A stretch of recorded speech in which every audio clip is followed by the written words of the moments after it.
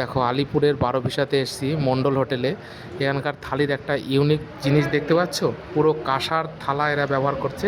আর এখানে এতগুলো আইটেম আছে, তো আমি দেখে বলছি তোমাদেরকে। এই দেখো, এটা একটা লোকাল শাক, এটা হচ্ছে মাছের ডিম আর তেলের তরকারি। এটা বোধহয় কচু শাক নাকি? কচু বাটা, এখানে মসুরির ডাল, এখানে একটা সবজি, এখানে স্যালাড, এখানে আলু ভাজা। তো আমরা আরও চিকেনও অর্ডার করেছি।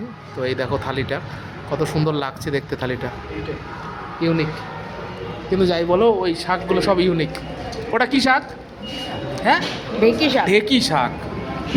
তোমরা পাবে না, পাহাড়ি অঞ্চলে এটা এটা লোকাল লোকাল লোকাল শাক। খুব টেস্টি। এই দেখো, আমরা সবাই একই রকম থালি নিয়েছি।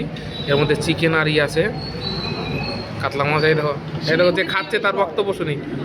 সেরা সেরা। হ্যাঁ, না না, সত্যিই সেরা, গেটআপই সেরা। এর আগের বার আমি তো 300 কিলোমিটার এসে খেয়েছি। হ্যাঁ হ্যাঁ হ্যাঁ। আর এই দেখো চিকেন,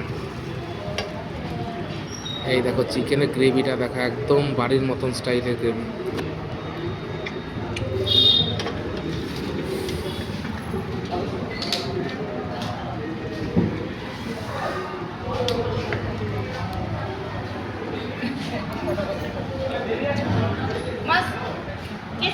মাছ এই যে এইখানটায় মাছ দাও।